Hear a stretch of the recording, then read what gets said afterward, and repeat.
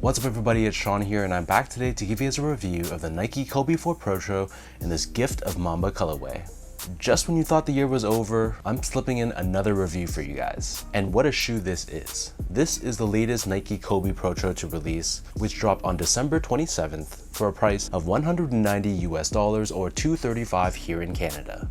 The official colorway for this shoe is black and university gold, and just like the reverse Grinch Kobe 6s, this pair was extremely highly anticipated. So as of right now, the secondary prices of this pair are pretty high. So I'm curious to see if the prices will remain high once people get their pairs in hand, or if they'll eventually settle down to a more reasonable number.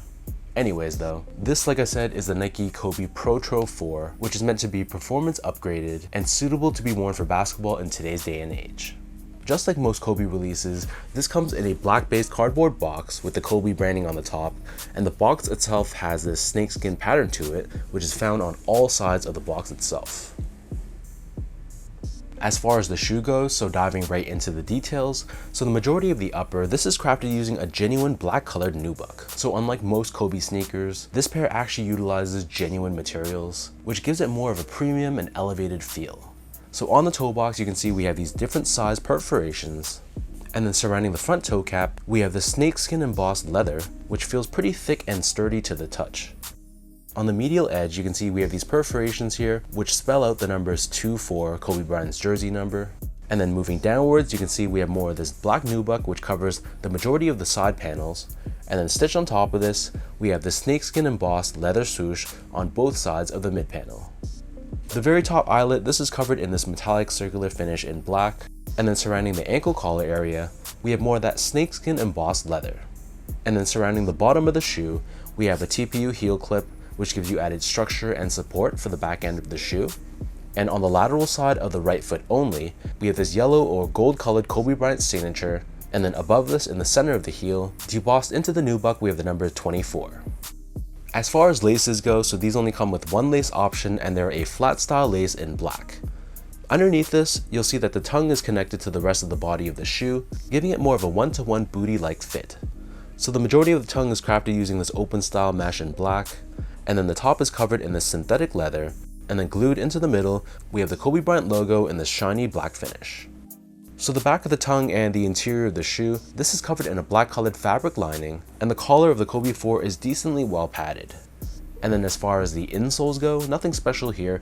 This is just your typical foam lined insole, but pressed onto the heel, we have this Kobe Bryant logo once again. So the upper of the Kobe 4 Protro, this sits atop this full length Phylon foam midsole, which is entirely painted in black. Encased within the heel of the midsole but not visible to the eye, there is a Nike Zoom Air unit for cushioning, and you'll see that the rubber outsole wraps up and onto the lateral portion of the forefoot of the shoe. And then as far as the outsole goes, so these are entirely done in a black colored rubber. We have this multi-directional herringbone style traction pattern that runs from heel to toe, and then underneath the rubber, we have a carbon fiber shank plate which helps with torsional rigidity and midfoot support. So that breaks down the look and the construction of these Kobe 4s. And for those wondering about sizing, so my foot measures as a true size 10, slightly on the wider side. I got these in my normal Kobe 4 size, which is a half size up, so I got these in a size 10 and a half. I know some people are able to go true to size in the Kobe 4s, but for me, I find that there's some pressure around this area right here where it touches the bottom of my toe. So they've always felt more comfortable to me going up half a size. To give you guys a point of comparison, I also go a half size up in the Kobe 5 and the Kobe 6 Protros as well.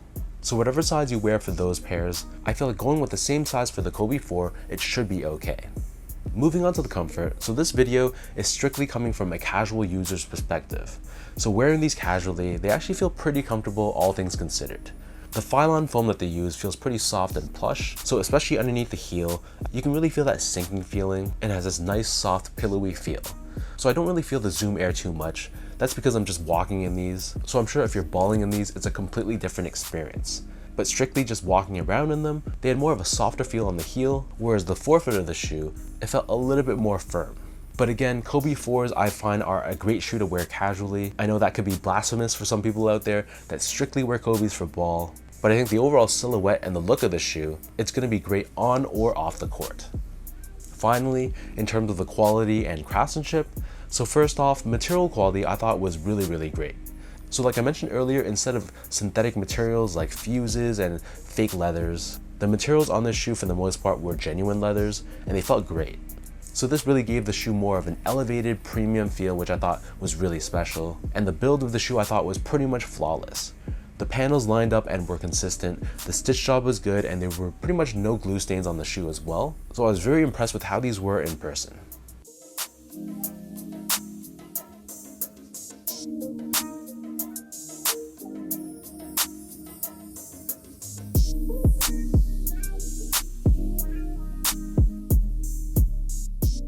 So with all that out of the way now, let me toss these on feet, I'll lace them up, and I'll show you guys how these look.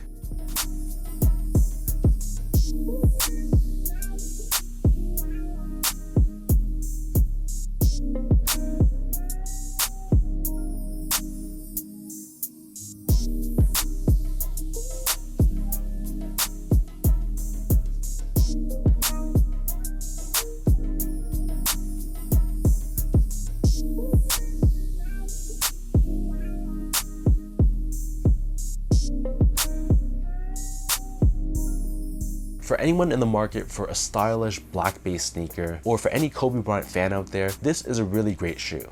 I'm normally not the biggest fan of all black shoes, but I love the details on the sneaker, and it really allows it to feel more special. The snakeskin leather that they use on the upper, it gives the shoe a lot more character, and it gives it more visual interest as well, which I really liked. So is this my favorite Kobe 4 Protro? Definitely not, but I think there's a time and a place for mostly black-based sneakers, and this is an excellent pair to consider owning in your collection if you need one of those types of shoes. So let me know in the comment section down below, what do you guys think about this gift of Mamba Nike Kobe 4 Protro? What are your thoughts on this pair? Were you lucky enough to hit on retail? Did you take an L and pay resale for these? Or it's just not your thing and you pass on them altogether? As usual, if you guys enjoyed this video, be sure to like, comment, and subscribe to my channel if you haven't yet.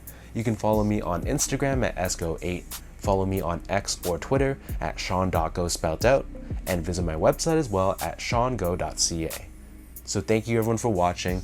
Excuse my voice, I'm still sick and battling some congestion in my nose, but appreciate all the love and support.